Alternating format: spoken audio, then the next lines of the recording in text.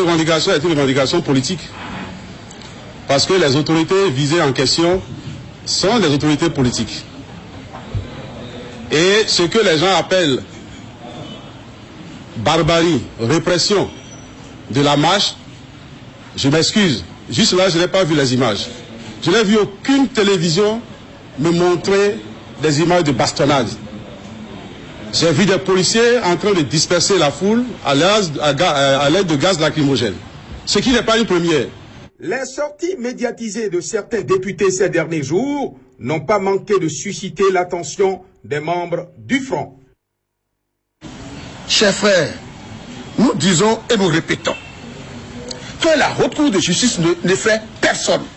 Pendant que vous prenez tout votre temps à le salir, à l'insulter, à le dénigrer, lui il est sur le champ de développement pour les Béninois. Ce sont les Béninois qui vont agir. Et nous disons, le peuple doit cesser de suivre donc ceux-là. Ils savent s'organiser pour détruire le Bénin. C'est ce qui s'était passé avec le président Soglo en 1996. Ils se sont organisés, traités Soglo de tous les noms. Bien que l'homme ait amené l'économie béninoise de moins 3% à 5%, il était leur cible. Ils ont tout fait pour le faire partir en 1996. Mais le général Kérékou très tôt les a compris. Il les avait chassés de son pouvoir, de son gouvernement. Qu'ils vous souviennent. Il les avait chassés de son gouvernement. Ils ne réussiront pas parce que le peuple béninois est debout et éveillé. Nous, vous nous voyez ici, la plupart d'entre nous, on se fait appeler fou du roi. C'est vrai, prenez le mot fou dans tout son sens, dans tout le contexte. Mettez-le dans tous les sens qu'il vous plaira. Nous nous assumons.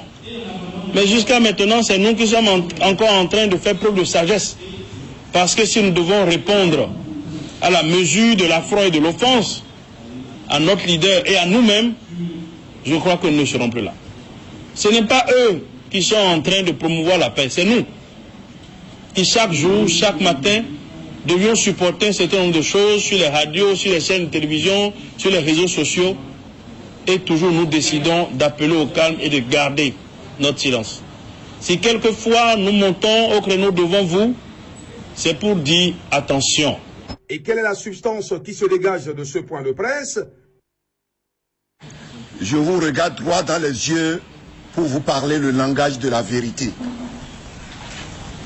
Rien, absolument rien n'arrivera au docteur Boniaï.